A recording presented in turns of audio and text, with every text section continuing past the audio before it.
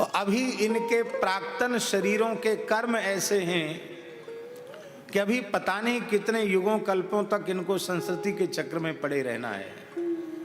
पर जब श्री कृष्ण कृपा करते हैं तो असमये एव वत्सान मुंचन, अभी उनके मुक्त होने का कर्म फल भोग की बात ली जाए तो अभी कर्म फल भोग इतना शेष है कि वो मुक्त हो ही नहीं सकते हैं, लेकिन असमय में ही श्री कृष्ण कृपा करके उन्हें मुक्त कर देते हैं, कर्म बंधन से मुक्त कर देते हैं, अविद्या के खूंटे से अलग कर देते हैं। और एक बड़ी विचित्र बात है, स्वयं नहीं करते हैं, खुद खूंटा खोलने किसी का नहीं जाते हैं।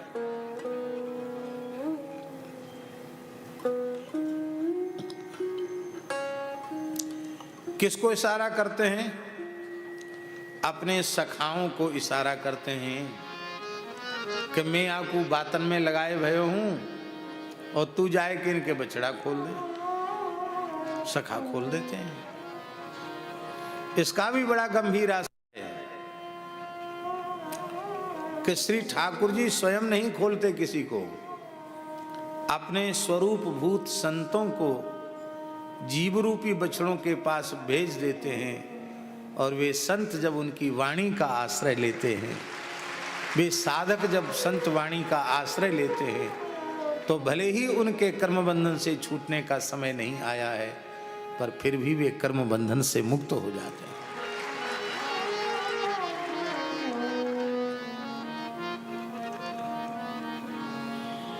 एक गोपी के घर में ठाकुर जी माखन चोरी करवे गए। लीला ये है, गोपी ने माखन के भांड को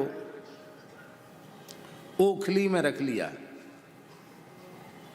और ऊपर मूढ़ा रख दिया, आसन डार के बैठ गई और बालकृष्ण प्रभु अपने सखाओं के सहित पधारे तो गोपी ने कही, आओ आओ लाल जी पधारो। या गोपी के घर को कृतार्थ करवे आए हो, हमारे सुमिष्ट माखन को भोग लगाए हुए आए हो, मैं जानू हूँ तुम करते भये गोपिन के घरन में डोलो, पर देखो लाल जी या में चोरी करवे की कोई बात ना है, ये घर तुम्हारो ही है और हमने बहुत ही सुंदर माखन निकास्यो है, बस बात ये है माखन खोजनो पड़ेगो। तो श्री ठाकुर जी पूरे घर में घूम आए, कहीं मक्खन नहीं, छींका खाली पड़ा। छींका जानते हो ना, संस्कृत में शिक्यम कहते हैं, हिंदी में छींका कहते हैं, यहाँ क्या कहते हैं राजस्थान में? यहाँ भी छींका ही बोलते हैं वैसी। छींका खाली पड़ा। ठाकुर जी को सुगंध आई, बोले सुगंध तो यहां से आ रही जहां ये बैठी है और बात कर रही है घर में खोज लो, ये बैठी बैठी क्यों बतराए रही है, ठाड़ी क्यों नहीं भई? तो श्री ठाकुर जी ने सखाओं को इशारे से कह दिया, खोल दो इसके बछड़े। सखाओं ने जैसे ही बछड़ों को खोला, बछड़े उछल करके गौशाला में जाए के गैयान को दूध पीवे लग गए। ठाकुर जी ताली बजा बजा के नाचने लगे। लो, इतनी ताली बजाओगे तो चोर भाग जाएगा। ठाकुर जी नाचने लगे और बोले, देख ले तू यहाँ बैठी बैठी बातने बना रही है और तेरे बछड़ा बछिया सब खुल के गैयान को दूध पी रहे हैं। वो जैसे ही बछड़ा बछिया बांधने दौड़ी, ठाकुर जी ने मूढ़ा उठाया, उस पर विराजमान हो गए, माखन की मटकी गोद में पधरा ली और प्रेम से माखन भोग लगाने लगे। और सखा आ गए तुरंत। सखा थोड़ी वहां ठाड़े रहे क्योंकि मार पड़ेगी, वो तो खोल के तुरंत आ गए, सखाओं को माखन खिलाने लगे। वहां से दौड़ के आई, तब तक तो बछड़े दूध पी चुके थे। यहाँ माखन खाते हुए सखाओं के सहित बाल कृष्ण को देखा तो भीतर से तो बहुत प्रसन्न है कि आज हमारा श्रम सफल हुआ, आज मेरे भाव की पूर्ति हुई। पर प्रेम दिखाने की वस्तु नहीं है, प्रेम छिपाने की वस्तु है। तो अंतःकरण में प्रेम को तो छिपा लिया गोपी ने, ऊपर से बनावटी रोष करके कह रही है सेंत मेंत में माखन आवे, दूध काड़वी में गैयन की लात खानी पड़े, गैयान की सेवा करनी पड़े, गैया चरानी पड़े, कितनो श्रम करना पड़े गोपालन में, और फिर दूध ओटाई के जमानो पड़े, और फिर जब जम जाए दही तो दही मथवे में एड़ी चोटी को पसीना एक करना पड़े, दुल्लर ते तिल्लर है जाऊं तब जाए कि नेक सो माखन निकसे। इतेक श्रम सो प्राप्त माखन तेने लुटाए दियो तो लुटाए दियो, पर हमारी गैया दूध देव चली गई। ठाकुर जी कहते हंस हंस के बोलते हैं, देख ले गोपी, तू प्रेम ते आसन डार के जिमाए देती तो कम से कम संजा को तेरी गैया दूध तो दे देती। पर जो जीव हमारे संग चतुराई खेले ना, बाकी चतुराई को फल बाकू यही मिले। बोलो भक्तवत्सल भगवान की जय। मधुर मधुर लीलाएं करते हैं। स्तेयम स्वादवत्यथ दधिपया,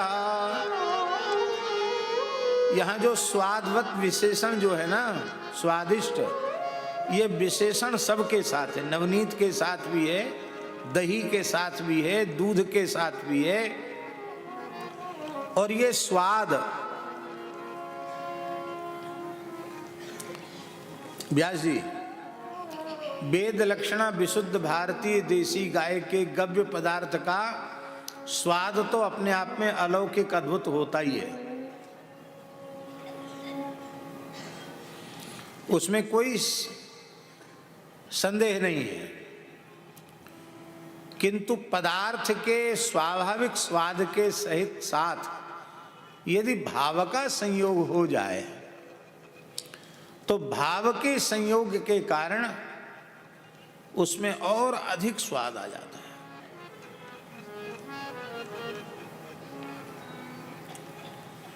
बुंदेलखंड में एक गांव है, उस गांव का नाम है बराना।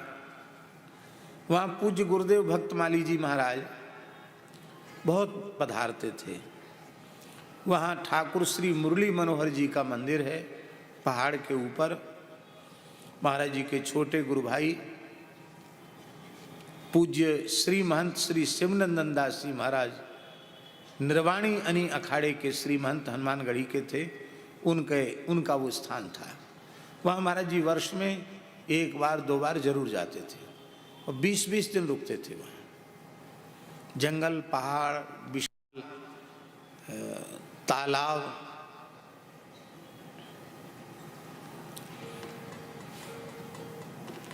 तालाब का नाम है कैलाश सागर और पर्वत का नाम है गौरी शंकर पर्वत। तो गौरी शंकर कैलाश इतना बढ़िया नाम है महाराज। अब तो पेड़ कट गए हैं। कब से कट गए? जब से वो वन विभाग में आ गया।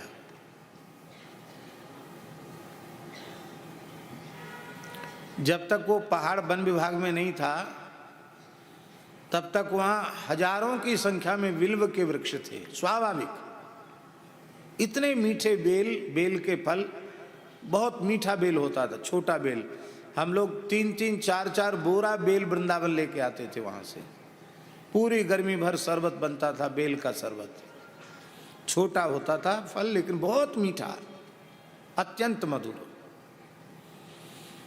वहाँ तो ऊपर गाय रहती थी तो बेल तोड़ तोड़ करके सब गायों को खिलाते थे। उनको गाय भी ऐसी पुष्ट रहती थी।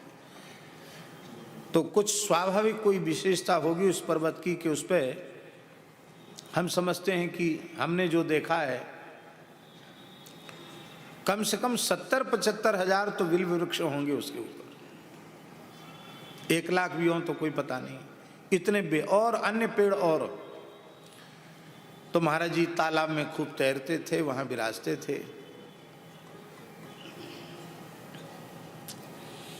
वो पहाड़ चढ़ के, उस समय पहाड़ पर जाने की बहुत सुविधा नहीं थी, तो गांव के लोग शाम सवेरे आते थे, बाकी पूरे दिन खाली रहता था मंदिर। शांति से वहां विश्राम करने के हिसाब से जाते थे। तो वहां एक पुजारी जी थे, साधु साई नाम तो उनका कुछ और था, वो मुझे पता नहीं है, पर बुंदेली भाषा में गांव के लोग उनसे कहते थे हलकाई महाराज। हल्के कहते छोटे को, कद छोटा था तो हलकाई महाराज लोग उनको कहते थे।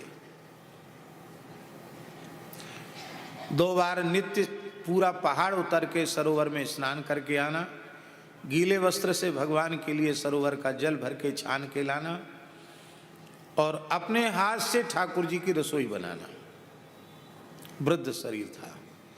महाराज जी हम आपको क्या कहें, बहुत कोई 56 भोग नहीं बनाते थे। एक पचमेल का साग, थोड़ा भात और उर्द की दाल।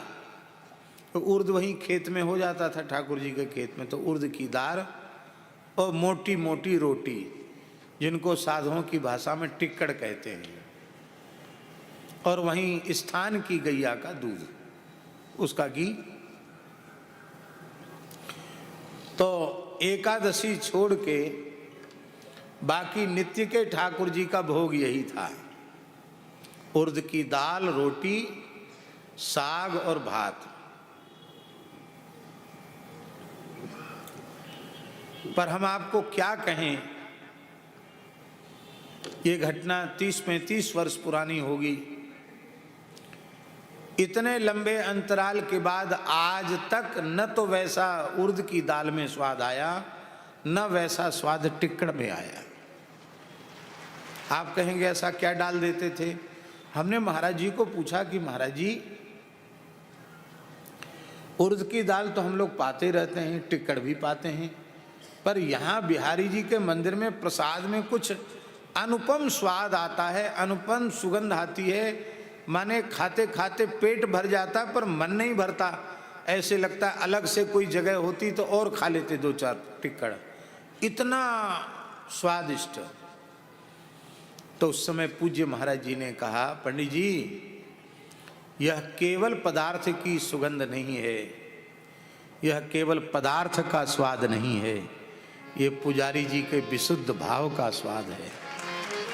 वो कितने प्रेम से बिहारी जी की सेवा करते हैं और कितने प्रेम से भोग लगाते हैं, खुद रसोई बनाते हैं और भोग लगाते हैं, किसी को रसोई के भीतर पैर नहीं रखने देते हैं, और फिर सबको पवाने के बाद तब पाते हैं। तो उनका जो ठाकुर सेवा, संत सेवा में भाव है, उस भाव के कारण बिहारी जी साक्षात इसको भोग लगाते हैं। इसलिए बिहारिणी बिहारी जी के अधरामृत के कारण इस पदार्थ में स्वाद आता है, और ये स्वाद उन पुजारी जी के भाव का है। ध्यान में आई बात? ये हम इसलिए घटना निवेदित कर रहे हैं कि शुकदेव जी स्वादवत्यथ दधिपयः कल्पितैस्ते हो गई। तो पदार्थ का स्वाद तो है ही है, पर गोपी के भाव का स्वाद। 35-40 साल पहले एक संत के बनाई रसोई में इतना स्वाद हो सकता है, तो जो साक्षात साधन सिद्धा, नित्य सिद्धा या श्रुति सिद्धा अथवा बड़े बड़े तपोधन ऋषि हैं, वे ही गोपी बन के आए हैं, उनका सिद्ध परिपक्व भाव है, तो उनके जमाए हुए दूध दही माखन मिश्री में कितना स्वाद होगा, ये वर्णन का विषय नहीं है, ये वर्णनातीत है। दधिपयः, श्री ठाकुर जी दही की चोरी करते हैं। लीलाएं बहुत हैं, हम एक एक सुना रहे हैं। एक लीला, एक प्रभावती नाम की गोपी के यहां श्री ठाकुर जी पधारे।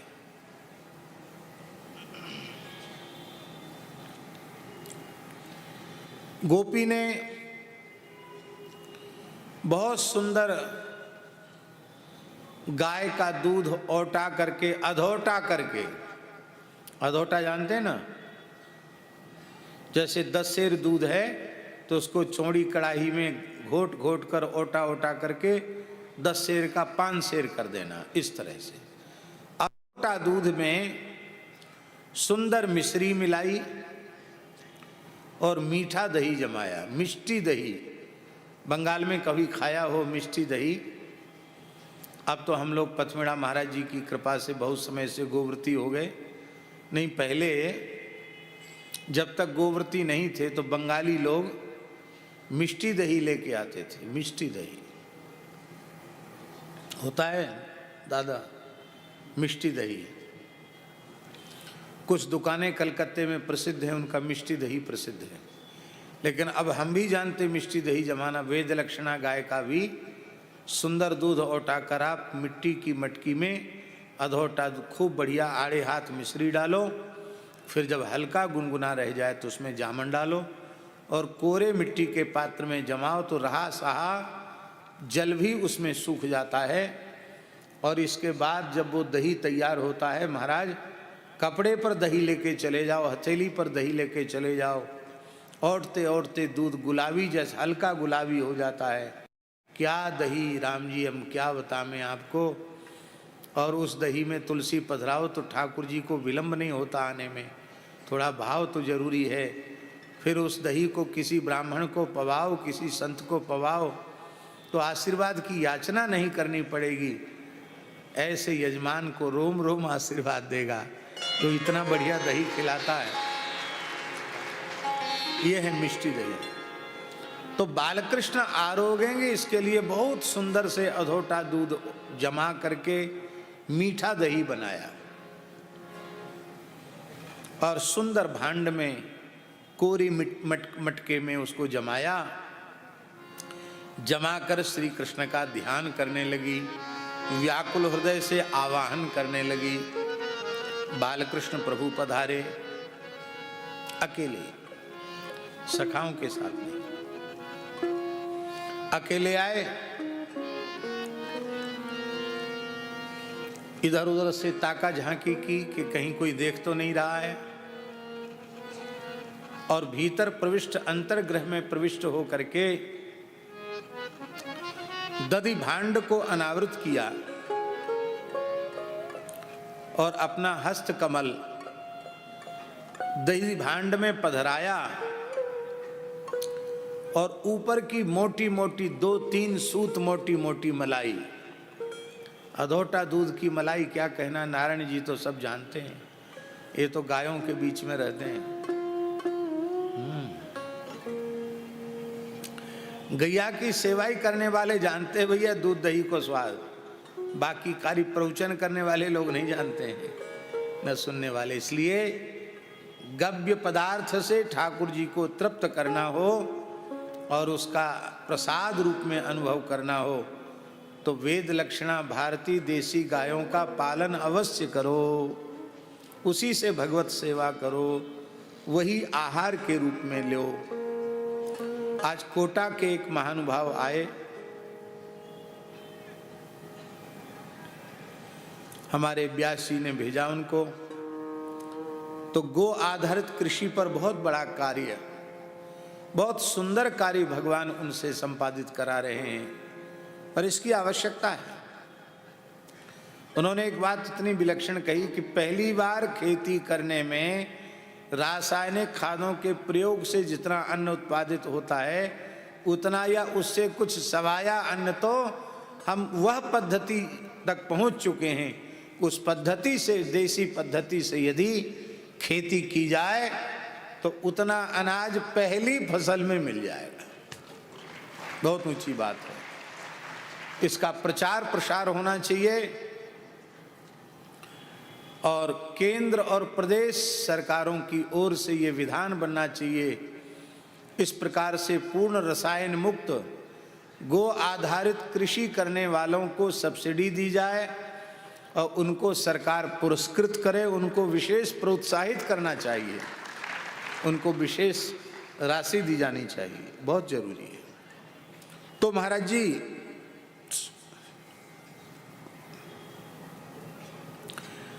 ठाकुर जी मोटी मोटी मलाई पाने लगे। गोपी देखकर निहाल हो गई कि आज हमारा श्रम सफल हो गया। बालकृष्ण प्रभु आ गए, कितने प्रेम से जीम रहे हैं। थोड़ा जीम लिया ठाकुर जी ने तो ये जीम करके भाग जाएंगे, फिर लीलानुभव में कैसे करूंगी। इसलिए दबे दबे पांव से धीरे धीरे गई और बालकृष्ण प्रभु का हाथ पकड़ लिया।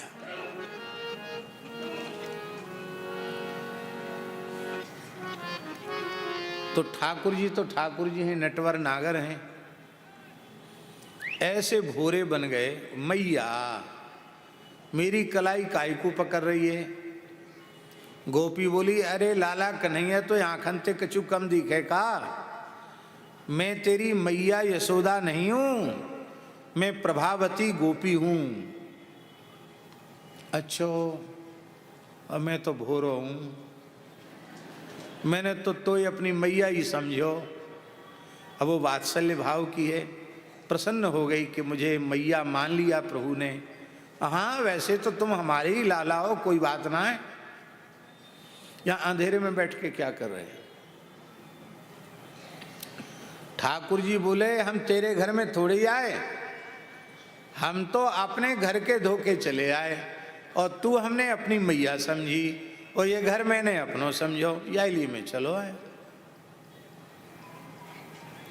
गोपी बोली, लाला अपनों घर समझवे की आवश्यकता ना है, ये घर तुम्हारो ही है, तुमने अपनों कह दियो, मैं तो धन्य है गई। ठाकुर जी बोले, यही तो बात है।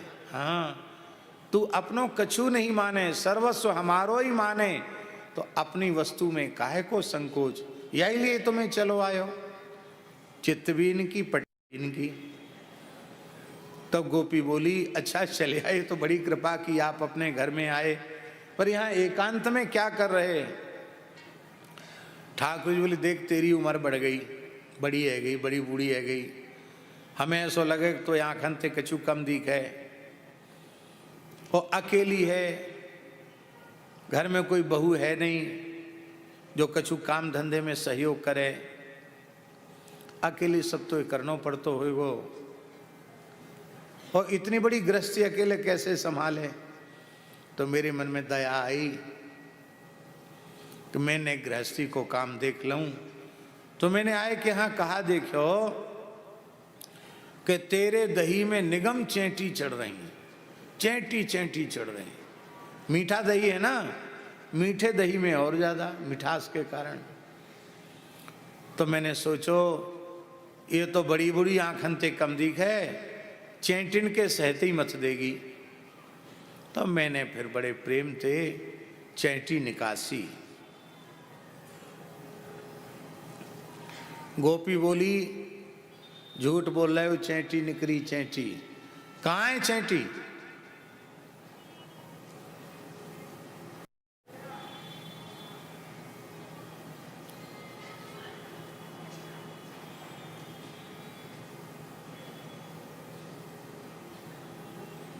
ये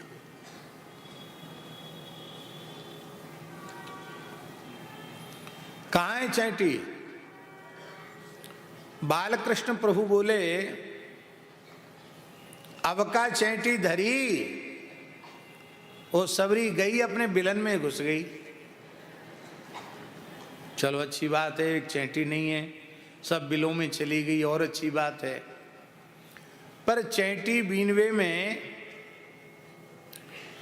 तेरे अंगुरीन के अग्रभाग में दही लगना चाहिए, पर तेरे सबरे के सबरे हाथ दही में सने भये, तो का चेंटा बीन रहे हो भीतर हाथ डाल के। बालकृष्ण बोले, देख गोपी, मैया ने जो पद्मराग मणि के कड़ूला धारण कराए ना, ये सूर्य के किरणन से प्रतप्त है के उष्ण है गए, कलाई में जलन परवे लग गई। तो मैंने सोचो ठंडी ठंडे दही में डाल दें हाथ, तो विन्यस्य निर्वापिता, ये जल रहे थे उनको बुझा दिया हमने। चलो ये भी अच्छी बात, कड़ूलान की जलन शांत है गई।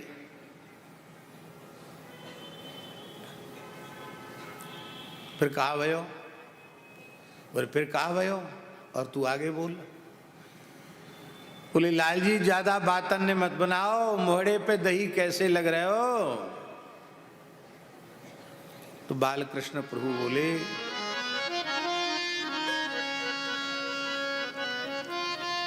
कि जब मैं चैंटी बीन रहे हो ना, तो चैंटी चढ़ते चढ़ते चढ़ते चढ़ते चढ़ते चढ़ते मेरे मोहड़े तक पहुंच गई। मोहड़े में ही घुसी चली जा रही। मैंने वह चैंटी जैसी भगाई, मोहड़े पे दही लग गए। और देख दूसरी बात गोपी ये है, कड़ूलान की जलन पेट में चली गई। तो मैंने विचार किया कि जो दही कड़ूलान की जलन शांत कर सके, वो उदर की ज्वाला को हरण क्यों नहीं कर सके। गोपी बात बिल्कुल सांची निकसी। मेरे उदर की ज्वाला भी शांत है कि तृप्त है कि दही खायो। गोपी प्रसन्न हो गई, पर बोली देखो तुमने हमारी कोरी मटकी जूठी कर दी, अब इसको फेंकना पड़ेगा, और तुमने सब गड़बड़ कर दिया। अब तुम्हारी मैया से चल के हम शिकायत करते हैं। तो ले चल के मैया के पास ले चले। ठाकुर जी बोले देख गोपी मैं तेरे पाम छीऊं, तेरे हाहा खाऊं, मैया के पास मत ले चल, नहीं मेरी नाक कट जाएगी।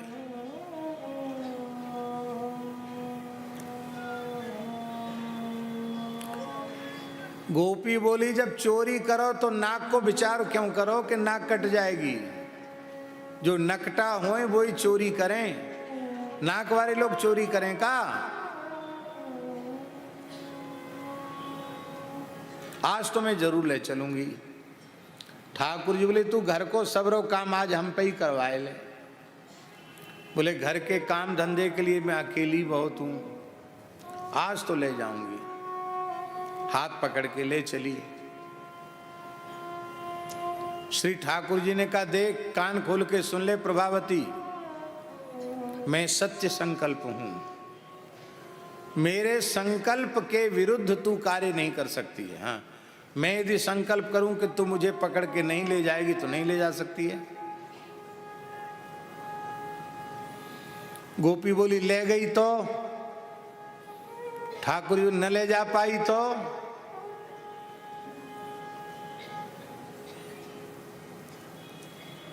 ठाकुर जी बोले यदि न ले जा पाई ना तो तेरी इतनी बड़ी नाक इतनी सी रह जाएगी, बहुत छोटी नाक रह जाएगी। गोपी बोली हमारी तो नाक छोटी होगी, तुम्हारी तो ना होगी, तुम्हारी तो गणेश जी के जैसी लंबी बनी रहेगी।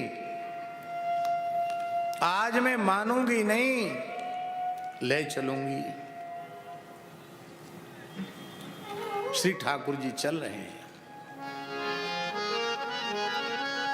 ठाकुर जी ने इशारा करके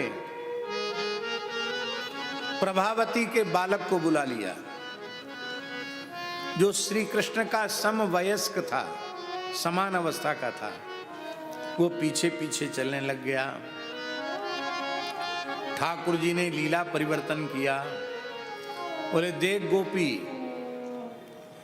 अथाई में तेरे बड़े बूढ़े सम्मानित पुरुष सास ससुर, सास लगे ससुर लगे कहाँ हैं?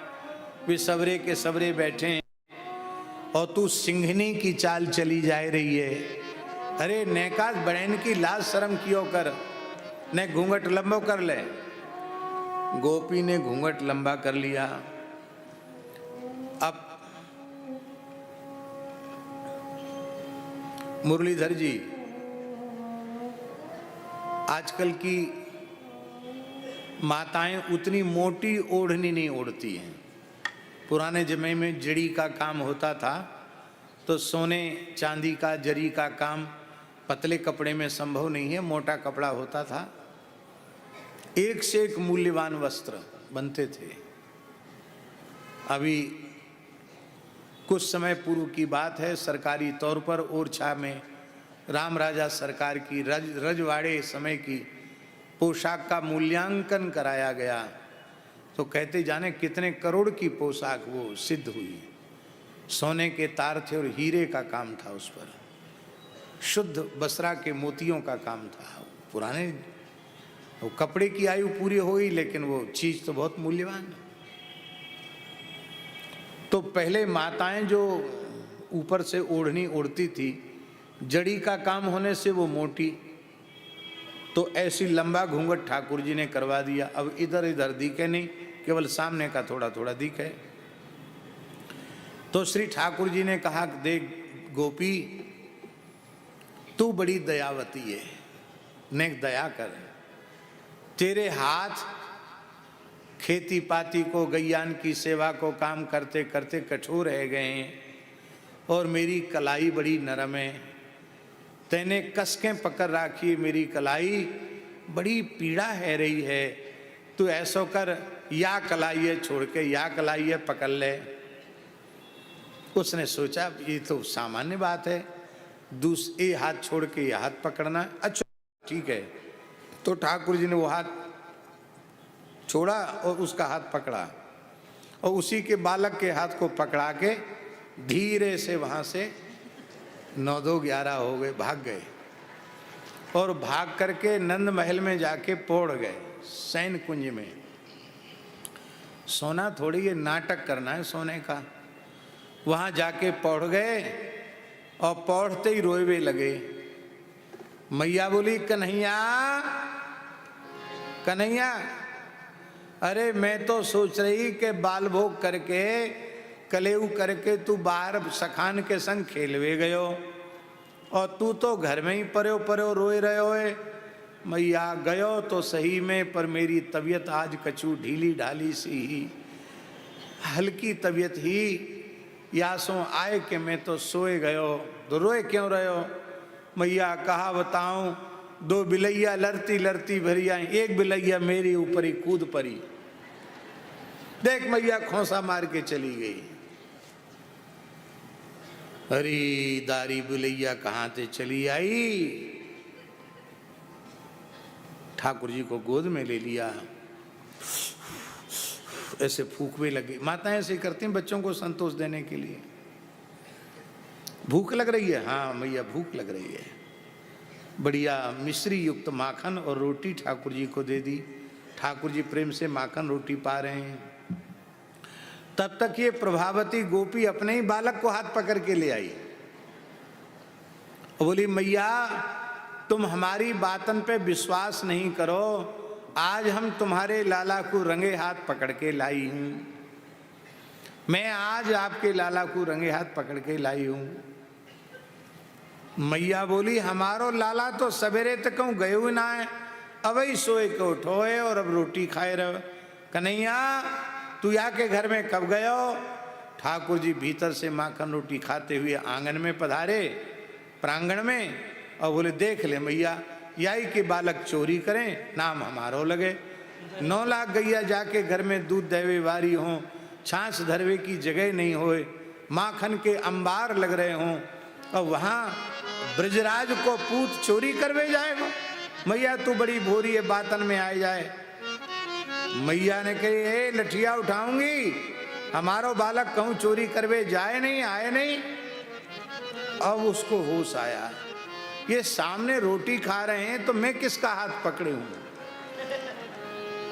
तब उसने घूंघट हटाया। आप कहेंगे अब तक घूंघट हटाने का होश नहीं आया उसको। देखो भाई, हम तो केवल भगवान की लीला का स्मरण मात्र कर रहे हैं।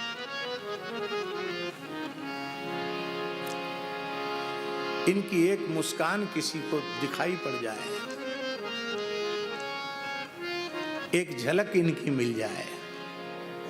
व्यासी प्रत्यक्ष की तो बात दूर, ध्यान की नहीं, स्वप्न में इनकी झलक किसी को मिल जाए तो उस सुख का वर्णन वो अपनी जिह्वा से नहीं कर सकता है। और साक्षात जिस गोपी ने परब्रह्म का हाथ पकड़ रखा हो, उनकी मीठी मीठी वाणी सुन रही हो, उनकी मंद मुस्कान और उनकी तिरछी चितवन देख रही हो, उस गोपी के अंतःकरण की भाव भूमिका कैसी होगी, ये आप अनुमान लगा सकते हैं क्या? जाही लगन लगी घनश्याम की, जाही लगन लगी घनश्याम की, जाही लगन लगी घनश्याम की, लगन लगी घनश्याम की।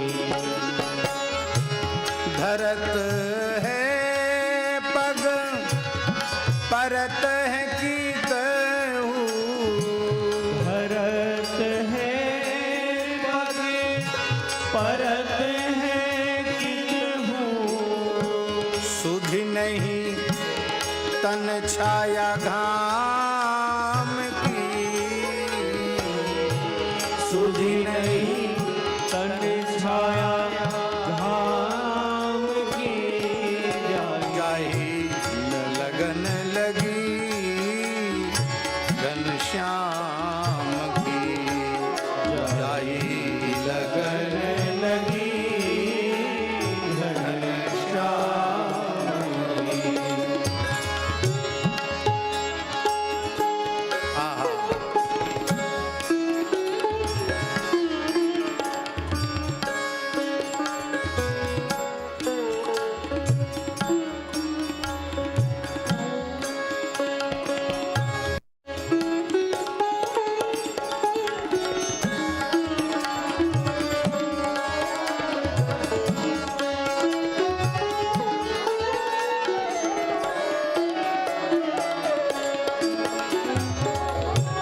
छवि निहार नहीं रहत सार कछु, छवि निहार नहीं रहत सार कछु, घरी पल निस दिन जाम की,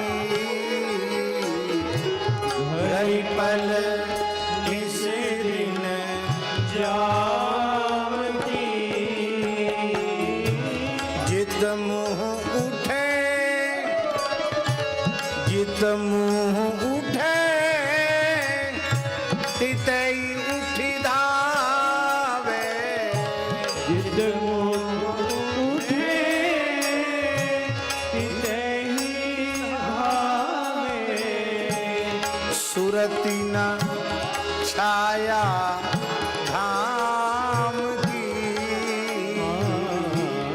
सुरती न छाया धाम की, जाही लगन लगी घनश्याम की, जाही लगन लगी घनश्याम की।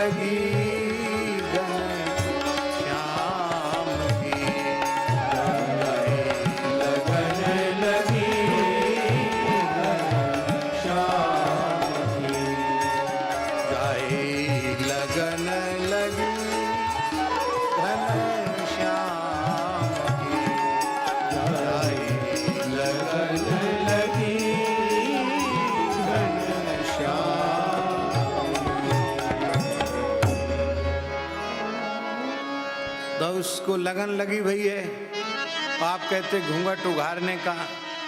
अरे तन ढका है कि तन उघारा है, ये होश उसी को होता है जिसका शरीर में अध्यास है। उसका देहाध्यास मिट गया है, खत्म हो गया। शुद्ध तब आई है जब सामने श्री कृष्ण खड़े हैं, तब वे किसका हाथ पकड़े हैं। इसलिए नारायण स्वामी जी ने लिखा है, नारायण बस गयो मेरे मन में, मोहन बस गयो मेरे मन में, लोक लाज कुन कान छूट गई, या की नेह लगन में। जित देखो तित ही वह दिखे, घर बाहर आंगन में, अंग अंग प्रति रोम रोम में, छाय रहो तन मन में। कुंडल झलक कपोलन सोहे, वो बाजू बंद भुजन में, कंकन कलित ललित बनमाला, नूपुर धुन चरणन में। चपल नयन प्रकुटी बरबा की, ठाढ़ो सघन लतन में, नारायण बिन मोल बिकानी, या की नेक हसन में। मोहन बस गयो मेरे मन में। एक जगह तो श्री नारायण स्वामी जी ने चुनौती दे डाली। रणवानंद जी महाराज बड़े बड़े वेदांतियों को, बड़े बड़े योगियों की चुनौती दे डाली। चाहे तू योग कर, भ्रुकुटी मध्य ध्यान धर, चाहे नाम नाम रूप मिथ्या, जान के निहार ले। निर्गुण निर्भय निराकार ज्योति व्याप रही, ऐसो तत्व ज्ञान तू मन में निज धार ले। नारायण अपने को आप में बखान कर, मोते वह भिन्न नहीं, या विधि पुकार ले। ये कब तक कर पाओगे? बोले जो लो तो ही नंद को, कुमार नाही दीठ पर्यो। जो लो तो ही नंद को, कुमार नाही दीठ पर्यो। तोलो तू भले बैठी, ब्रह्म को विचार ले। तोलो तू भले बैठ, ब्रह्म को विचार ले। प्रेमियों का ज्ञान कितना है जानते हैं? उसमें ज्यादा पढ़ाई लिखाई की जरूरत नहीं है।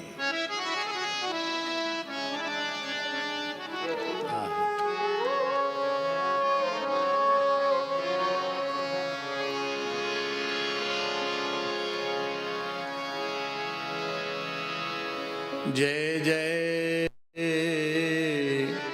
श्री राधे।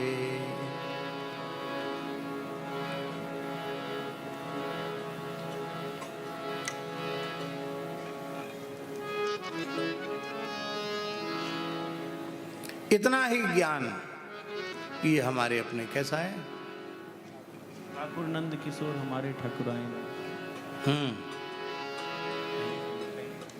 ठाकुर नंद किशोर हमारे, ठकुराइन वृषभानु लली है। और को समझे या न समझे, नारायण स्वामी जी का ये भी, हमको इतनी समझ भली है। समझ माने ज्ञान। ठाकुर नंद किशोर हमारे, ठकुराइन वृषभानु लली है। और को समझे या न समझे, हमको इतनी समझ भली है। ठाकुर अवध किशोर हमारे, ठकुराइन श्री जनक लली है। ये हमारे हैं। इतने से ज्ञान से ही जीव का कल्याण हो जाता है। पूज्य स्वामी श्री राम सुखदास जी महाराज तो बहुत जोर देते थे, एक बार सरल हृदय से स्वीकार कर लो, हे नाथ, हे मेरे नाथ, मैं केवल आपका हूं, आप ही एकमात्र मेरे हो। बस इतने से ही तुम्हारा काम बन जाएगा। तो गोपी को होश कहां है? अब होश आया, उसको बहुत खीज हुई अपने ऊपर कि ये चमत्कार कैसे हो गया। मैंने तो हाथ श्री कृष्ण का पकड़ा था, मेरा पुत्र कहां से आ गया। उसने अपने पुत्र के कपोल पर एक चपत लगाई, एक थप्पड़ लगाई। क्यों थप्पड़ लगाई? इसी को गोपी कहते हैं। स्वामी जी, प्रेम गली अति सांकरी, या में द्वय न समाये। प्रेमी और प्रेमास्पद, इनके अलावा जो बीच में आएगा वो बाधक ही बनेगा, साधक नहीं बनेगा। तो हमारे और श्री कृष्ण के बीच में तू कैसे आ गया? जो शरीर संसार को अपने और भगवान के बीच में सहन न करे, उसी का नाम गोपी, उसी का नाम प्रेमी संत भक्त, जो संसार को और भगवान को बीच में सहन न करे। मैंने तो कृष्ण का हाथ पकड़ा था, तू कहां से आया? बालक को थप्पड़ लगा, बेचारा रोने लग गया। श्री ठाकुर जी ने अपने बड़े बड़े नेत्रों के इशारे से उसको समझाया, कोई बात नहीं, आज हमारी नाक बचाने के लिए तुमने एक अपनी मैया का थप्पड़ खा लिया तो कोई बात नहीं। अब अगली गोपी के यहाँ माखन चोरी करने जाएंगे तो माखन की मटकी का उद्घाटन तुम्हारे ही कर कमलों से संपन्न होगा। हैं? ब्रजलीला में ये थोड़ी है कि ठाकुर जी भोग लगा में तब ग्वाल वाल भोग लगा में, वहां तो ग्वाल वाल भी पहले भोग लगा जाते हैं, और मनसुखा तो पहले ही भोग लगाए के कहे कोई बात ना है, ब्राह्मण का उच्छिष्ट अहीर को लेना चाहिए। तुम वैसे भी हमारे जजमान लगो तो हमारी जूठन तुम्हें लेनी चाहिए। बोलो भक्त वत्सल भगवान की। बालकों की बड़ी अद्भुत लीला है। अब बेचारी गोपी, खिसियानी सी गोपी, वहां से लज्जित हुई सी गोपी वहां से चल पड़ी। ठाकुर जी उसके पीछे लग गए, चिढ़ाने लगे। बड़ी वीरांगना बन रही थी कि पकड़ के दिखाऊंगी, पकड़ के दिखाऊंगी, पकड़ के दिखा लिया।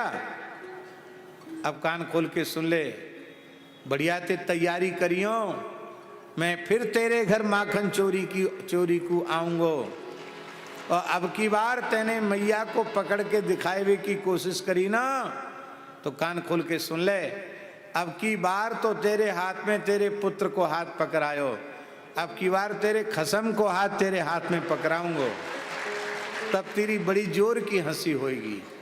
आप लोग समझते हो खसम माने?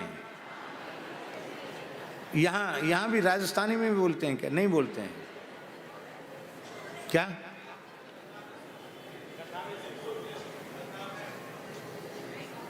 हैं? अच्छा, कथाओं में सुन सुन के सीख गए, अच्छी बात।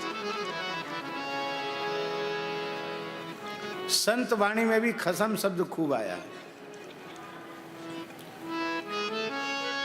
कबीरदास जी की वाणी में है, जो जन ले ये खसम का नाऊ,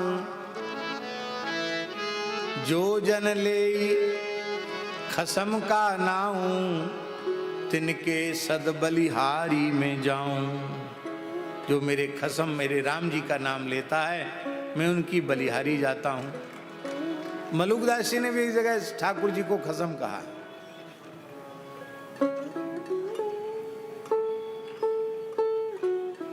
जय जय श्री राधे। तो राम जी, गोपी ठाकुर जी की चिढ़ाती हुई, ठिलाती हुई सी छवि का ध्यान करते हुए प्रसन्न होकर, कृतार्थ होकर अपने घर चली गई। एक और दधी चोरी का प्रसंग सुना देते हैं।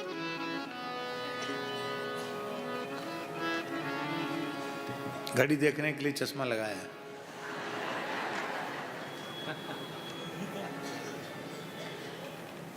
एक गोपी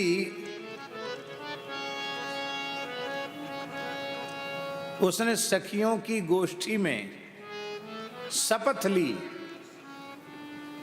कि कोई गोपी बाल कृष्ण को पकड़ के नहीं दिखा सकी, मैं पकड़ के दिखाऊंगी। बोली तू कहाँ की है, कौन है? बोले मैं चिकसौली गांव की चित्रा सखी हूं। हाँ, मेरी जैसी बुद्धिमती और कोई दूसरी ना है। बात सत्य है। जानते हैं चित्रा जी अष्ट सखियों में एक महान सखी तो है ही हैं, नित्य सिद्धा हैं। उनके चरित्र में, चित्रा जी के चरित्र में आता है कि ये जन्म सिद्धा है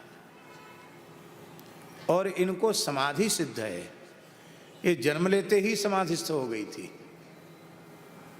प्रायः ध्यान में ही रखते रहती थी, किसी पुरुष मात्र का मुख नहीं देखती थी।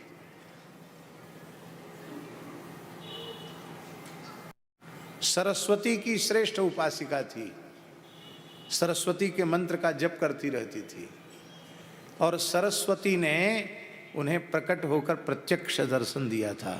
नाम सुना है आपने चित्रा जी को? साक्षात सरस्वती ने प्रकट होकर दर्शन दिया था और कहा था मेरा वर है तेरे हृदय में ब्रह्म विद्या का प्रकाश हो। ब्रह्म विद्या प्रकाशित हो रही थी उसके अंतःकरण में। और ठाकुर जी तो प्रेम से देखते हैं ना किसका हृदय ज़्यादा निर्मल है, तो इतनी निर्मल हृदया गोपी छिटक के बाहर कैसे रह गई? तो कोई न कोई सखी को भेजते कि वाय बुला लाओ, चित्राए बुलाए लाओ। तो कोई सखी जाती चित्रा को बुलाए वे, तो चित्रा कहा कहती यह समय मैं ब्रह्म को चिंतन कर रही हूँ,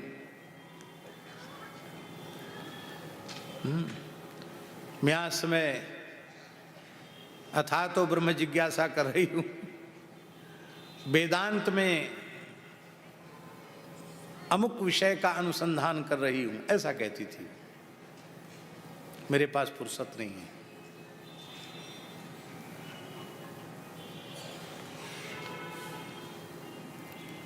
ठाकुर जी ने कहा चलो चित्रा के ऊपर तो कृपा करनी पड़ेगी, इसको सम्मिलित करना है। ठाकुर जी एक दिन अपनी मैया से बोले मैया हाँ मेरे एक सुंदर सो चित्र बनवाए दे। तो तू क्या करेगा अपने चित्र को? आजकल तो मोबाइल से सब लोग फोटो खींच लेते हैं, तो चित्रों की उतनी महिमा रही नहीं, अब घट गई।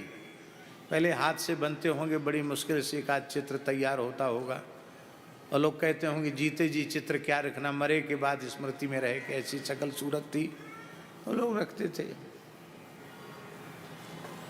और पूज्य स्वामी जी तो चित्र का निषेध ही करते थे, कहते थे शरीर का चित्र होता, आत्मा का चित्र तो होता नहीं, वो शरीर मुर्दा है और मुर्दे का चित्र महामुर्दा है, ऐसा कहते थे स्वामी जी। क्या चित्र लेना? लेकिन चित्र बनाने की परंपरा अति प्राचीन है। तो यशोदा जी ने कहा तू कहा करेगो अपने चित्र को? बोले मोए जरूरत ना है मेरे चित्र की, मेरो एक सखा है, वो वृषभानु गोप को पुत्र है, श्री राधा को भैया है, वो हमसे बहुत प्रेम करे। जब हम बाके संग गैया चराए हुए जाए ना, तो जब सांझ को अपने अपने घर जाए हुए को समय आवे तो भी बड़ी जोर जोर ते रोवे कि कन्हैया अब रात कैसे कटेगी, अब सवेरे कब मिलवो होएगो, पता नहीं तब तक मैं आपके वियोग में जीवित रहूँगा कि नहीं रहूँगा। तो वो बार बार पीछे पड़ रहे हो कि तुम अपनो एक चित्र हमें दे दो, तो चित्र देख के जीवित रह जाऊँगा। तो मैया वह अपने सखा के काजे चित्र चाहिए। मैया बोली भैया ऐसो प्रेमी है तब तो चित्र बनवाना पड़े। गोपियों बताओ भैया कोई चित्र बनाए वारो ब्रज में है, चितेरो है कोई? बोले हाँ है।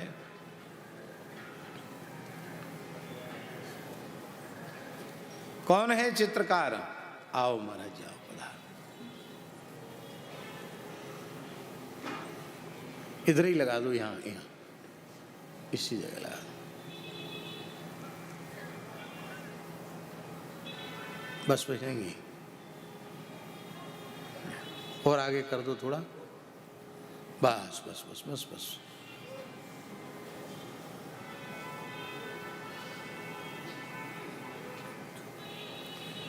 तो सखियों ने कहा, श्री ललिता विशाखा जी ने कहा कि या ब्रज में तो चित्र बनाए हुए में एक ही प्रवीणा है, चिकसोली गांव की चित्रा सखी, बहुत सुंदर चित्र बनावे। तो यशोदा जी बोली, बुला लाओ चित्रा है, मैं अपने कन्हैया को दर्शन कराए दूंगी। अरे बोले मैया यही तो समस्या है, मैंने बहुत बार बार को मनाई लियो, वो बार बार कहे मैं पुरुष मात्र को दर्शन नहीं करूं। मैया बोलेरी बाबरी, 4-5 बरस के 6 बरस के लाला को तू पुरुष कह रही है, अरे चुल्लू भर पानी में डूब के मर जा। इतनो छोटो लाला तू या पुरुष कह रही है, ऐसो छोटो सुकुमार बालक, अरे राम राम, कैसी भैया पढ़ी लिखी है वो, कैसी ज्ञानिनी है, तो हमारे लाला को मोड़ो ना देखे। भोलेपन से मैया ने कह दिया, और भोलेपन से गोपियों ने जाकर वो ज्यों की त्यों बात चित्रा तक पहुंचाई। तो चित्रा बोली कि हमने तो सुना कि वो नित्य किशोर हैं, पर तुम कहती हो 4-5 बरस के हैं। हाँ 5-6 वर्ष 7 बरस के हैं, 6-7 बरस के ही हैं। बोले हाँ, ये 6ठे वर्ष की लीला है ठाकुर जी की, 6 वर्ष के हैं। तब कोई बात नहीं, तब मेरा कोई नियम प्रभावित नहीं, तब तुम्हें बालक है, मैं दर्शन कर सकती हूं। चित्रा बाल ब्रह्मचारिणी है, योगिनी है, तपस्विनी है, प्रवृत्ति में उसकी प्रवृत्ति नहीं है।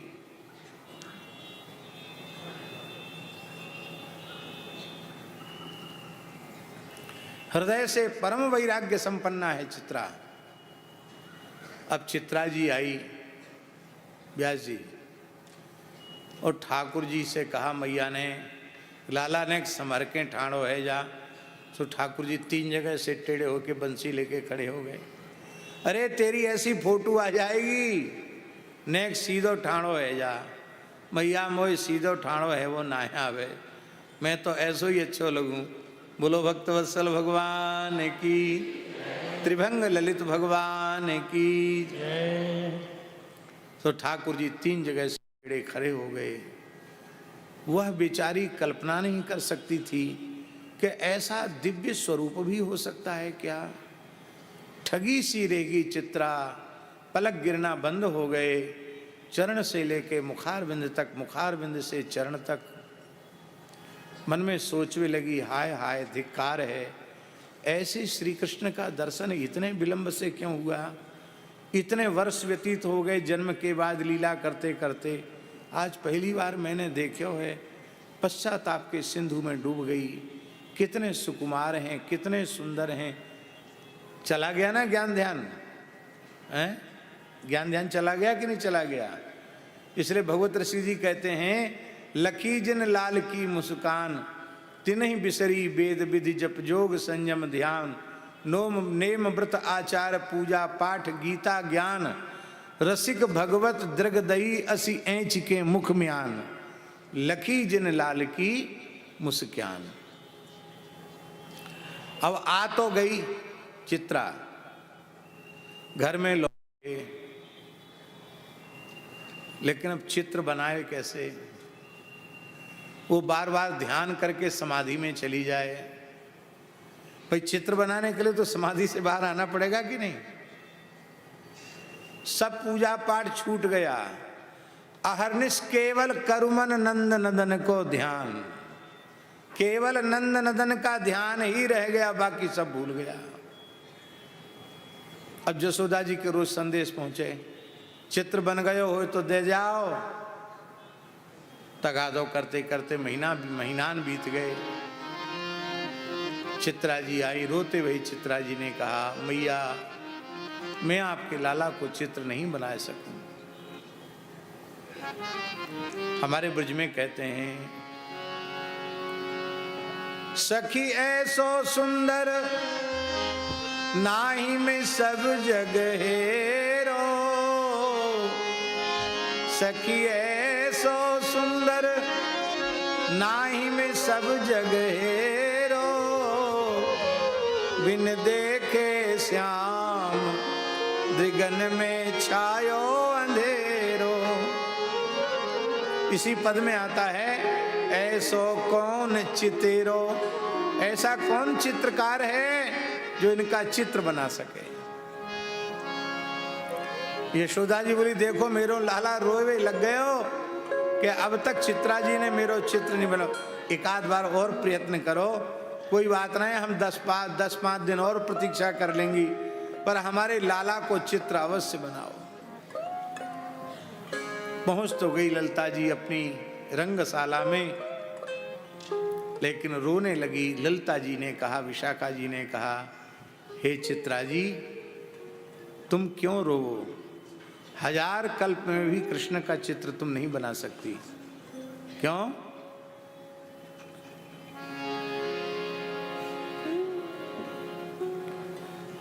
बोले तुम अपनी आराध्या को पुकारो, उनसे पूछो कैसे चित्र बनेगा। तो क्या पूछूंगी तो जरूर, क्यों? सरस्वती माता ने मुझे कहा है कि तुम जो जिसका चित्र बनाना चाहोगी चित्र बन जाएगा, तो इनका क्यों नहीं बन रहा है। सरस्वती जी का आवाहन किया, भगवती वाग देवता वीणा पाणी सरस्वती प्रकट हो गई। बोलो सरस्वती माता की। सरस्वती के चरणों में प्रणाम किया। बोले हम श्री कृष्ण का चित्र क्यों नहीं बना पा रहे हैं, आपने तो वरदान दिया था। सरस्वती जी हंस के बोली, ब्रह्मांड में किसी का भी चित्र बना सकते हो ऐसा वरदान दिया था, पर श्री कृष्ण का चित्र बना सकते हो ये वर तो मैंने नहीं दिया, क्योंकि श्री कृष्ण तो इनके तो रोम रोम प्रति लागे कोटि कोटि ब्रह्मांड, भला इनका चित्र बनाने का वर देने की सामर्थ्य मुझ में नहीं है, तब कैसे होगा। बोले इनका चित्र बनाने का वर एक ही दे सकती है, वृषभानु नंदिनी श्री राधा। हे सरस्वती माता, मैं तो एक साधारण गोप की बेटी मानती राधा को, पर राधा की ऐसी महिमा है। बोले हाँ। तब चित्रा जी ने कहा, मुनीन्द्र वृंद वंदिते त्रिलोक शोभारिणी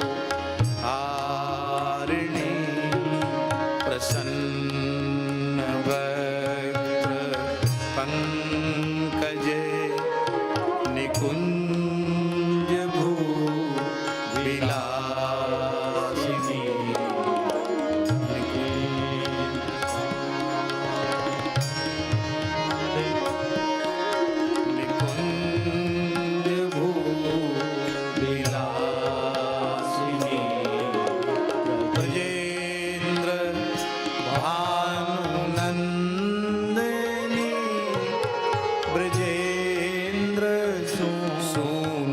संगते कदा करिष्यसि मां कृपा कटाक्ष भाजनम्। कदा करिष्यसि मां कृपा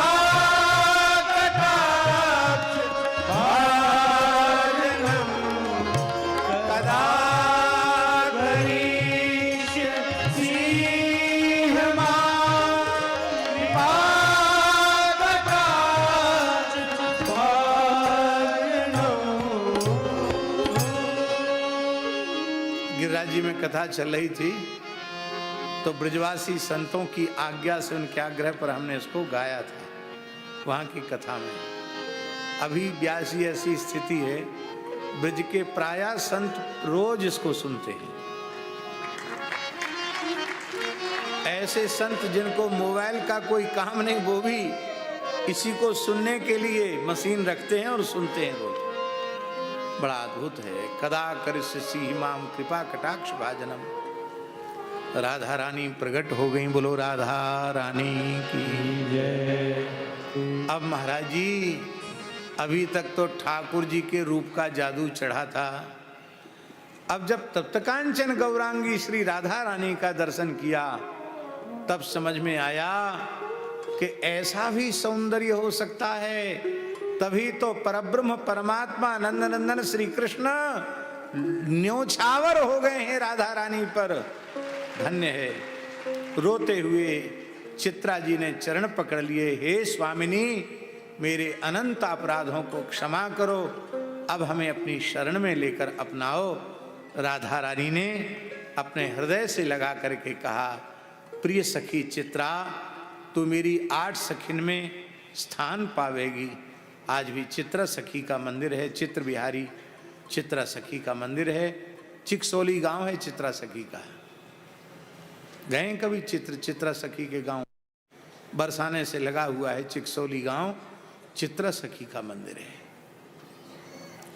बोलो चित्रा सखी की। अब तो चित्रा सखी आ गई सब। तो अब वो सरस्वती का बर मिला था ना उसको, तो सबसे पढ़ी लिखी वही मानी जाती। तो चित्रा ने शपथ ली, मैं नंद नंदन को पकड़ के दिखाऊंगी। कैसे पकड़ के दिखाएगी? अरे पकड़ के नहीं दिखाऊंगी, बांध लूंगी बाकू यहां, अब फिर मैं आवाज लगाऊंगी। तो तुम सब तैयार रहियो, घर के कामन में अटकी मत रहियो। जैसी मैं आवाज लगाऊं, दौड़ी भाई आ जाइयो, बंध्यो पावोगी श्याम सुंदर को। और ठाकुर जी को प्रेम से बुलाया, आज मेरे अंगना में आओ गोपाल। हमारे व्यास जी ने गाई बड़े प्रेम से, कीर्तन करके फिर बुलाया। ठाकुर जी आ गए और आकर के ठाकुर जी दही की ऊपर की मोटी मोटी मलाई उसका भोग लगाने लगे। जब ठाकुर जी ने ठीक से भोग लगा लिया, तो चित्रा दबे दबे पामनते आई और ठाकुर जी की कलाई पकड़ ली। बोले अब पकड़ में आयो, अब मैया के पास तो मैं ले नहीं जाऊंगी, यहीं बांध के रखूंगी घर में, और सब सखिन्ने यहीं बुलाऊंगी, और मैया बाबा को भी यहीं बुलाऊंगी। देख ले अपने सपूत को, बंधे पड़े चोरी करेंगे। ठाकुर जी ने बहुत हाथ पाम जोड़े। अरे चित्रा, तू बड़ी अच्छी है, बड़ी भोरी है, बड़ी दयावती क्षमावती है, ऐसो मत कर। चित्रा नहीं मानी, मैंने सौगंध ली है। भगवान फिर बोले, देख ले चित्रा, मैं सत्य संकल्प हूं, तू मोए कहा बांधेगी, मैं संकल्प करूं तो तू खुद बंध जाएगी। और गोस्वामी जी ने घोषणा की है विनय पत्रिका में, तुलसीदास यह जीव मोह रजू, जही बांध्यो सोई छोरे। तुलसीदास यह जीव मोह रजू, जही बांध्यो सोई छोरे। जिसने बांधा है वही छोड़ेगा। बंधते कब हैं? बांधा किस किस को है विनय पत्रिका में? जेहि बांधे सुर असुर नाग मुनि, जेहि बांधे सुर असुर नाग मुनि, प्रबल कर्म की डोरी, सोई अविच्छिन्न ब्रह्म जसुमति कर, बांध्यो सकत न छोरी। सोई अविच्छिन्न ब्रह्म जसुमति कर बांध्यो सकत न छोरी।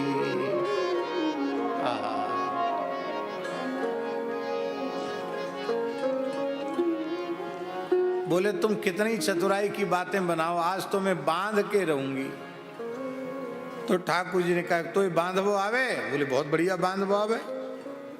ठाकुर जी से कहा हाथ जोड़ो। ठाकुर जी ने हाथ जोड़ो। अब वो बहुत सुकोमल अपनी रेशमी धोती से ही ठाकुर जी को बांध रही है। प्रेम का विचार है ना कि कठोर ठाकुर जी को कष्ट न पहुंचे, तो अपनी अत्यंत सुकोमल रेशमी धोती से ठाकुर जी को बांध रही है। अब देखिए ध्यान करें लीला का, वो जैसी गांठ बांधने लग जाती है तो ठाकुर जी खिलखिलाकर हंसते हैं। वो हंसी को देखकर इतनी आनंद विभोर हो जाती है, उससे धोती हाथ से छूट जाती है और रेशम तो वैसे ही बहुत जल्दी खुल जाता है। वो धोती हाथ से गांठ खुल के नीचे। बेचारी ने कई बार प्रयत्न कर लिया, नहीं बांध पाई। तब ठाकुर जी ने खींच के बोले जब तो ये बांधवो नहीं आवे तो बांधवे को प्रयत्न ही क्यों कर रही है? देख प्रत्येक कला को सीखवे के ताई कोई ने कोई गुरु बनानो पड़े। हाँ, लौकिक ज्ञान अलौकिक ज्ञान बिना गुरु बिन होए कि ज्ञान, बिना गुरु के ज्ञान नहीं होता। गुरु बनाना पड़ता है। किसी को गुरु बना। चित्रा बोली कहाँ गुरु बनाऊं? तो लीला में तो दिखावे ठाकुर जी कि ठाकुर चाली जा, भाग के चली जा वृंदावन में, बहुत बाबा जी नेरे बाबा जी वहां रहे, काउते कंठी ले ले। बोलो वृंदावन बिहारी। लेकिन चित्रा ने कहा कृष्णम वंदे। जब जगतगुरु सामने खड़े हैं तो मैं दूसरी जगह काय को भटकू? आप ही या विद्या के गुरु आप ही बन जाओ। ठाकुर जी बोले हाँ बन जाऊंगो, पर तुमने जैसे हमको बांधना सिखाने के लिए कहा है वो ठीक नहीं है। हाँ,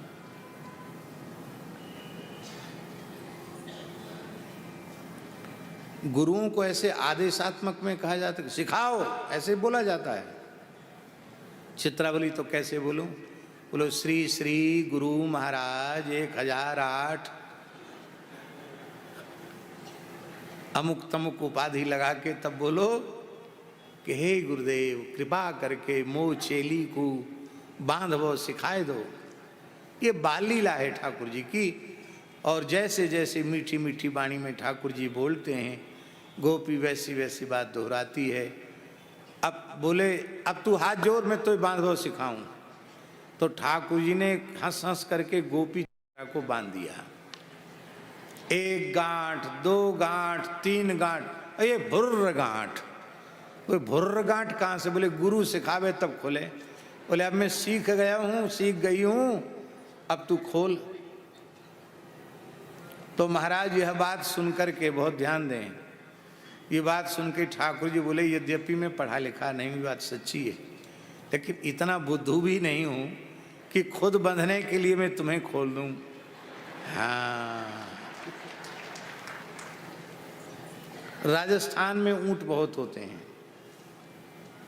ऊंट जब चलता है तो सोचता हमसे ऊंचा कोई नहीं, पर जब ऊंट पहाड़ के नीचे आता है, कहते हैं अब ऊंट पहाड़ के नीचे आया है, तब बेचारा देखता है कि मैं तो कुछ भी नहीं हूं इसके सामने।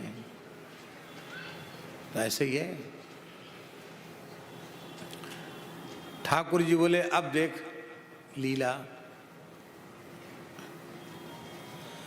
अरे मुदमंगल तोक सुबल श्रीदाम, एक एक सखा का नाम लेकर पुकारा। सब रे सखा आ गए। गोपी बोली इन्हें शुक्र सरीचरण ने मत बुलाओ, हाँ राहु केतु ने मत बुलाओ। बोले तुम हमारे सखान को राहु केतु कह रही है? अवई देखो। अब तो महाराज ठाकुर जी ने लूट लूट कर दही माखन मिश्री खाया, खुद भी नाचे और गोपी को भी नचाया। बांधा नहीं, खोला नहीं, और खंबे से ही रेशमी धोती बांध के ठाकुर जी चले गए। अब उसने समय दे रखा था कि ठीक शाम को 4 बजे आ जाना है और तू श्याम सुंदर को बंधो पावेगी। और श्याम सुंदर को बंधो क्या पावेगी, वो चित्राई बंधी अपने घर में खड़ी और वो होश में नहीं थी। वो बंध के कभी रो रही थी, कभी जोर जोर से हंस रही थी, कभी वियोग का कष्ट होता तो रोती थी और कभी लीला की सुधि आती थी तो हंसती थी। गोपी धन्य हो गई। स्तेयम स्वादवत्यथ दधि पया। अब एक दूध की चोरी का प्रसंग सुना देते हैं। दधि पया, एक गोपी उसने भी कहा कि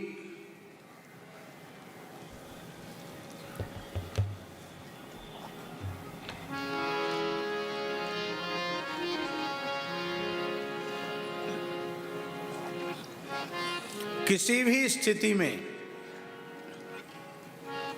मैं ऐसा कुछ उपक्रम करूंगी कि श्री कृष्ण को हम एक तो पकड़ नहीं सकती, एक दो तो सबरी गोपी मिलके पकड़ेंगी। ये पकड़ना क्यों चाहती हैं, इसका उत्तर अभी थोड़ी देर में हम देंगे सूरदास जी के पद के माध्यम से।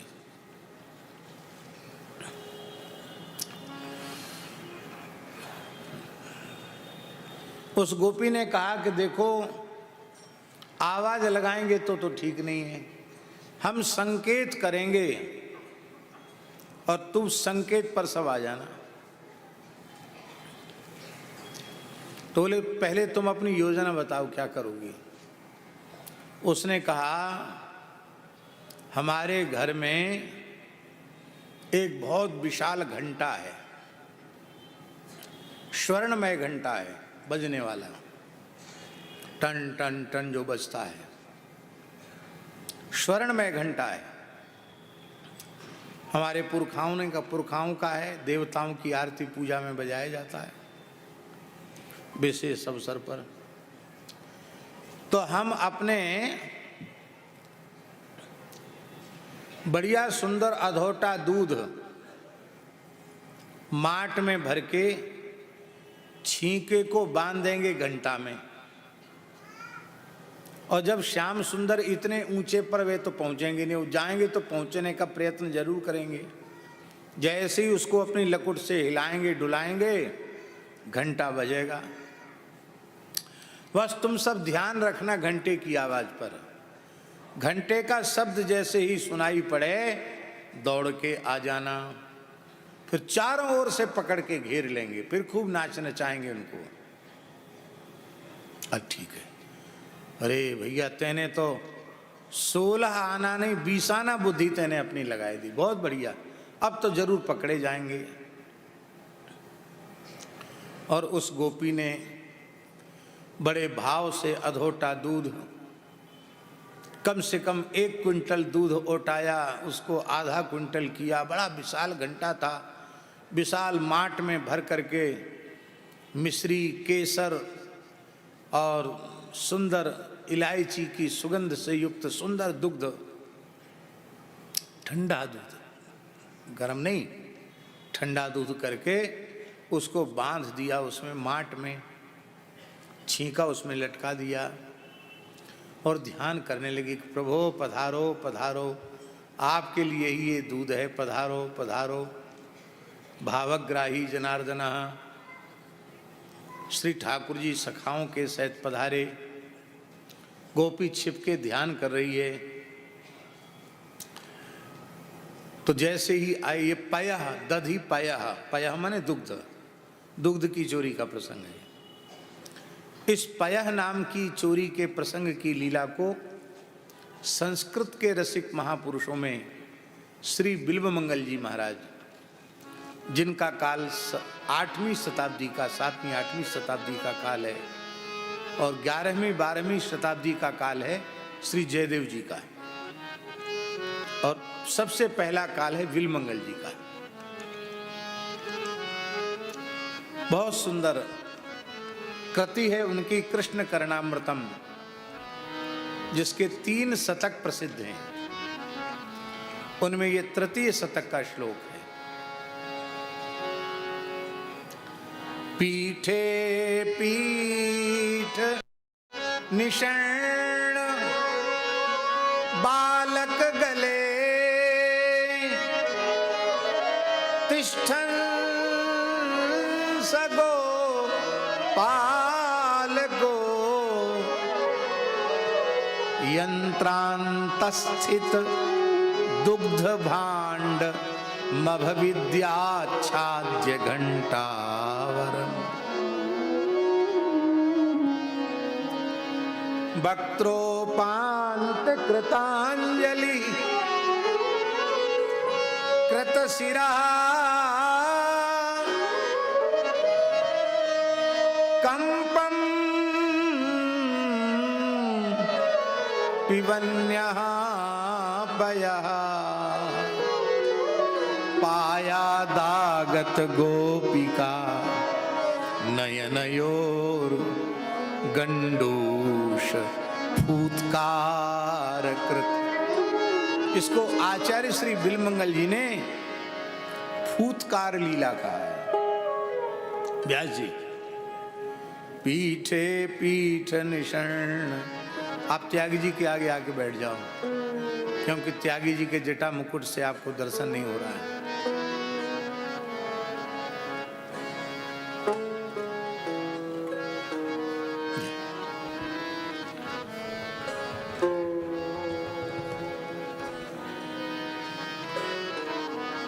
जय हो।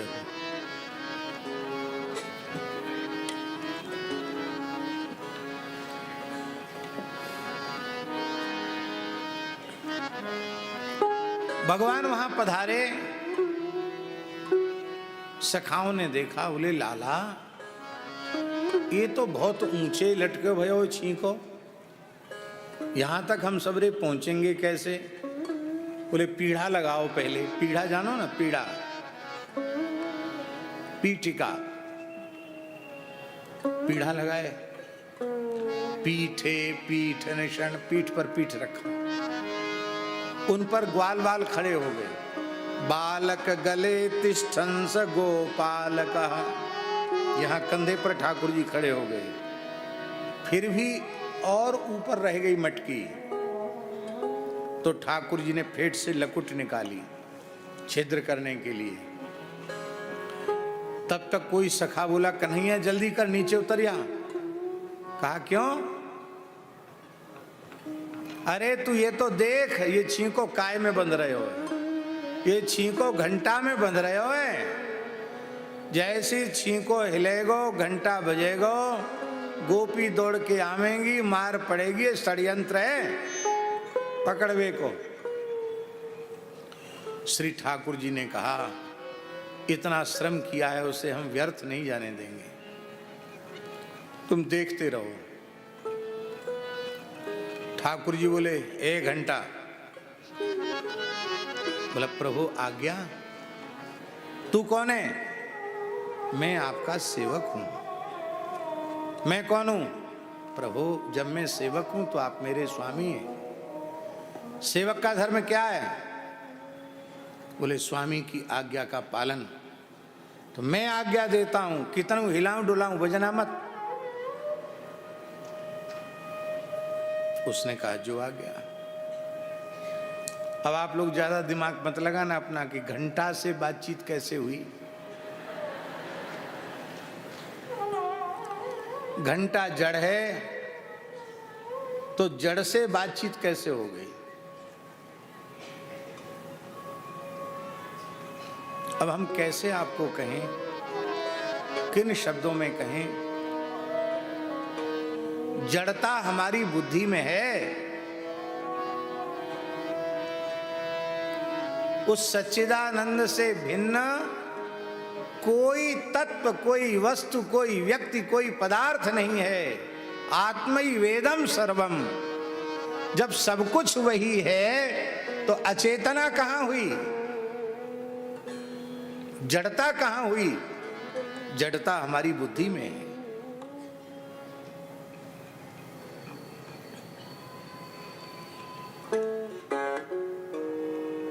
महापुरुष जड़ पदार्थों से भी बातचीत कर लेते हैं, ऐसे संत हैं। आपको विश्वास नहीं होगा, और विश्वास नहीं होगा तो शायद हानि हो जाए, इसलिए फिर भी हम सत्य घटना आपको सुना रहे हैं। एक हमारे प्रेमी महात्मा हैं, अभी भी वे सशरीर विराजमान हैं, बहुत अच्छे संत हैं। उनके शरीर में कुछ व्याधि हुई और उनको वृंदावन में टीबी सेंटोरियम है, खांसी ठीक नहीं हो रही थी, खांसी में कुछ कफ में ब्लड भी आ गया, तो लोगों ने कहा कि वहाँ दिखाओ, तो वहाँ दिखाए तो कुछ क्षय रोग का संक्रमण आया जांच में। तो फिर हमारे महाराज जी ने, भक्तमाली जी ने उनको भर्ती किया, फिर वो भर्ती हो गए। तो वहाँ क्या होता है व्यास जी, टीबी सेंटोरियम का नियम है, ज्यों-ज्यों रोगी के स्वास्थ्य में लाभ होता चला जाता है, उसका वार्ड बदलता चला जाता है। जो बहुत सघन चिकित्सा के योग्य होते उनको अलग रखा जाता है, फिर धीरे धीरे उनका बेड बदलता है। तो इन महापुरुष के तो बहुत जल्दी सुधार हुआ, बड़ी चमत्कारिक ढंग से सुधार हुआ। तो इनका जल्दी बदलने का, उन्होंने कहा गोली तो दवाई तो पूरी खानी पड़ेगी आपको, लेकिन अब वो आपको बेड बदलना पड़ेगा। अब वो रात्रि को 1:30 बजे उनके उठने का नियम है आज भी, और स्नान करके 1:30 बजे रात को जो ध्यान में वो बैठ जाते हैं, सवेरे 8-9 बजे तक ध्यान में बैठते हैं। और कई बार तो समाधि लग जाती है, तो 3-3, 4-4 तक ध्यान में ही बैठे रह जाते हैं। आज लगभग 95-96 वर्ष की अवस्था हो रही होगी, हम समझते 100 के निकट पहुंच रहे होंगे। आज भी रहनी वही है, जैसे 50-60 साल पहले रहते थे, वैसे भी आज भी रह रहे हैं।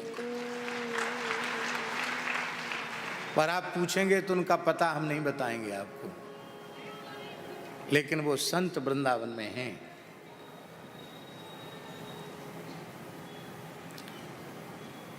रात्रि को पलंग बोला जिस पर वो सो रहे थे,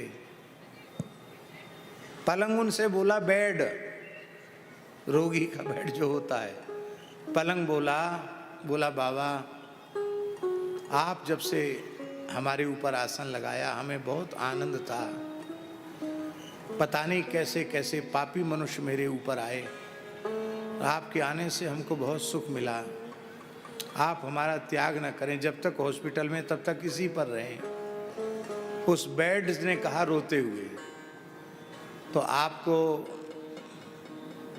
दया आ गई, आपने कहा कोई बात नहीं। सवेरे डॉक्टर आए, बोले आपको दूसरे वार्ड में चलना है, तो उन्होंने कहा वार्ड में तो हम चलेंगे, बेड हमारा यही रहेगा। अरे तुम्हारी थोड़ी चलेगी, इस वार्ड की कोई चीज़ वहाँ नहीं जाती है, तो ये बेड कैसे चला जाएगा? बोले तो हमारी छुट्टी कर दो।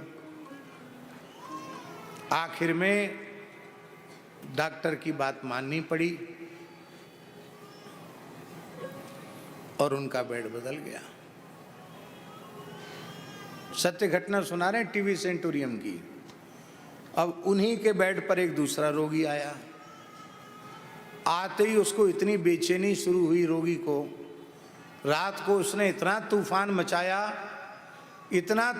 मचाया कि बेड से उतर के नीचे बोले मैं जल रहा हूं, मैं नहीं रह सकता इस पर।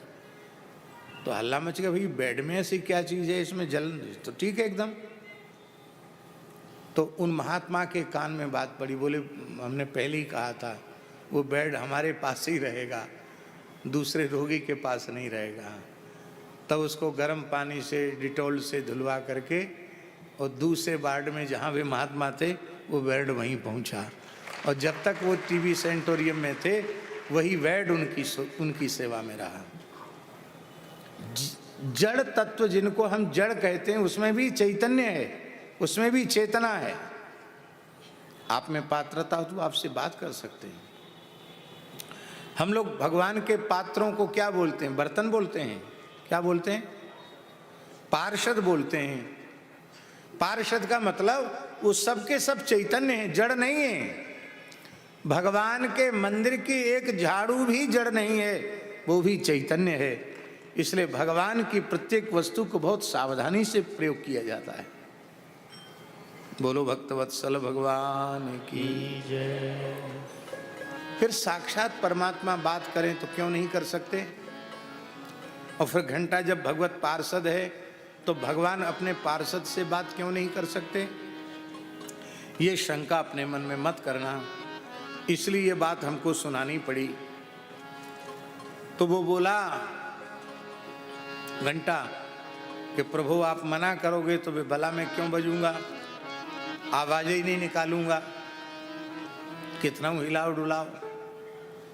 अब ठाकुर जी ने लकुट से छेद किया और छिद्र किया तो छींका हिला और दूध की धार माट से नीचे आई। तो वक्त्रोपांत कृतांजलि, वक्त्र माने मुख, उपांत माने उसके समीप में ठाकुर जी ने ऐसे अंजलि बांधी। अब दूध गिर रहा है, ठाकुर जी पी रहे हैं मीठा दूध। कैसा दूध? जैसा श्रीनाथ जी की लुटिया वाला दूध होता है, चकाचक मीठा पड़ा हुआ, मिश्री पड़ी हुई। हमको पीने का अवसर मिला है, आपको तो कितनी बार मिला होगा। ये हमारे ठाकुर जी सब जगह मीठा बहुत खाते हैं। वहाँ द्वारिका में भी ठाकुर जी का दूध भोग रात का बड़ा अद्भुत, बिहारी जी में रात का दूध भात का भोग बहुत अद्भुत, और इधर अपने क्या कहते हैं रणछोड़ राय जी में, डाकोर जी में तो वहाँ की दूध की लुटिया ऐसी कि होठ चिपक जाएं आपके, इतना मीठा, इतना सुंदर दूध ठाकुर जी का रहता है। तो सुंदर मीठा दूध है।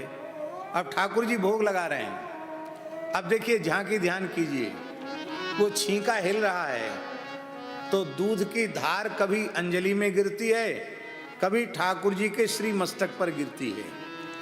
तो मस्तक पर गिरती है तो दुग्धाभिषेक हो रहा है, अंजलि में पड़ती है तो दुग्धपान हो रहा है। तो दो लीलाएं एक साथ हो रही, दुग्धपान और दुग्धाभिषेक। और सखा जो ठाकुर जी के श्रीअंग से दूध झर रहा है अभिषेक में, वो चुल्लू भर भर के पी रहे हैं। इस झांकी को देखकर घंटा भाव विभोर हो गया, और भाव विभोर होने से वो बिल्कुल भूल गया कि हमारा ठाकुर जी से क्या संवाद हुआ था, कौन सी बात पक्की हुई थी, वो भूल गया। और भाव में विस्मृत होकर सोचने लग गया कि मेरा शब्द बंद क्यों है, मैं निशब्द क्यों हो रहा हूँ। अरे मंदिरों में आरती होती है तो घंटा बजता है, अभिषेक होता तो घंटा बजता है, भोग लगाते तो घंटा बजता है। आज साक्षात परब्रह्म परमात्मा का अभिषेक हो रहा है और दुग्धपान भी हो रहा है। दो दो लीलाएं एक साथ, दो दो सेवाएं हो रही हैं।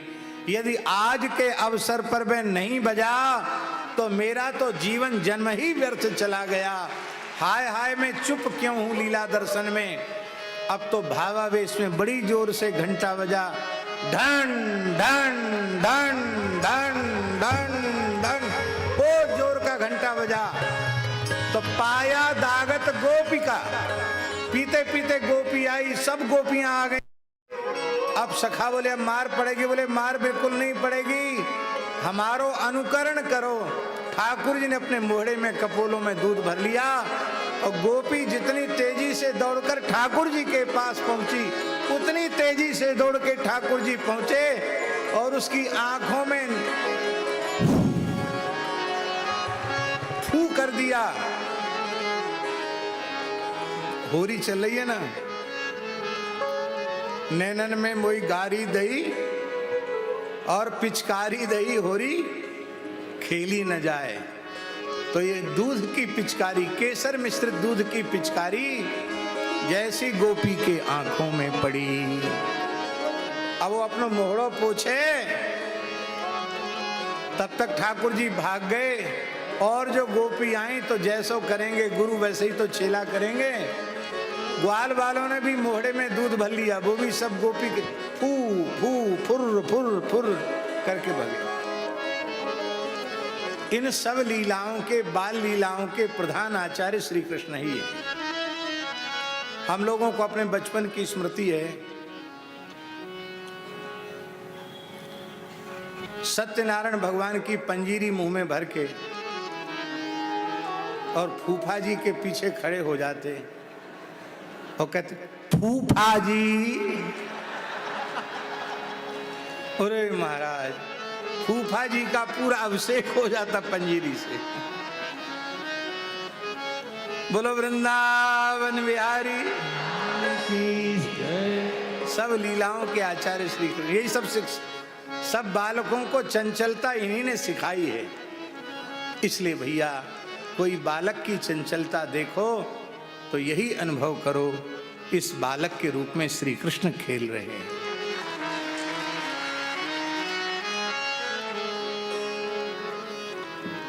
ये तो बिलमंगल जी का भाव हुआ, और यही भाव अष्टचाप के महान भक्त कवि श्री कुंभनदास जी का। आज हरि पाए होनी के, आज हरि पाए होनी के, आज हरि पाए होनी के, आज हरि पाए होनी के। आज बहुत अच्छे मौके पर मिले हो, सखी कह रही है आज हरि पाए होनी के। गाइए, आज हरि पाए होनी के। चोर चोर दधि माखन खायो, चोर चोर दधि माखन खायो, गिरधर दिन प्रतही के, गिरधर दिन प्रतही पायो होनी के, आज हरि पायो होनी के, आज हरि पायो होनी के।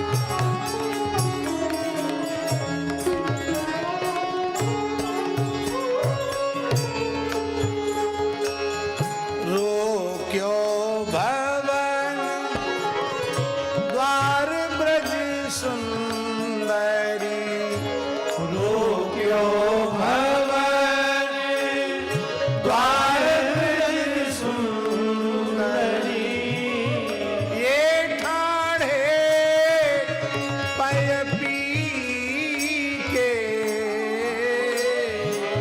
ये ठाढ़े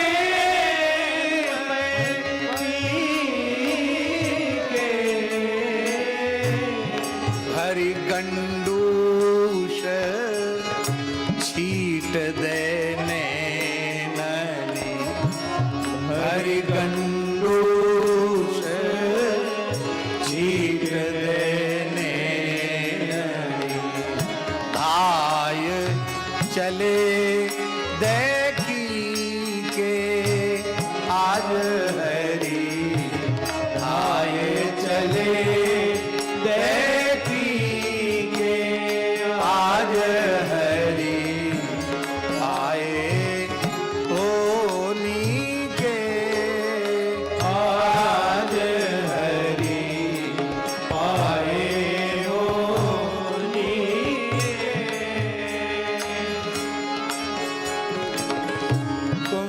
कुंभन दास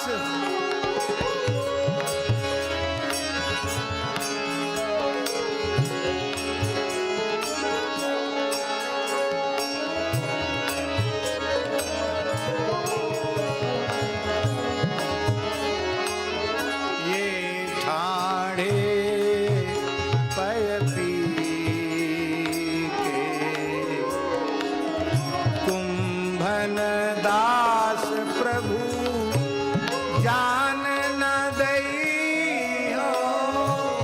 कुंभन दास प्रभु जान न दई हो। कुंभन दास प्रभु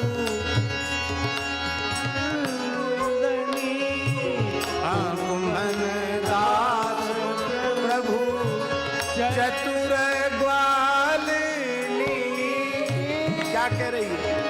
जान न दई हो भामते जी के। जान न दई हो भामते जी के। आज हरि पाए हो नीके।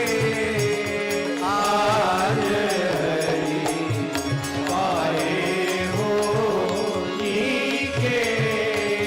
आज हरि पाए हो नीके। आज हरि पाए हो नीके। दूध की, माखन की, दही की चोरी करते हैं।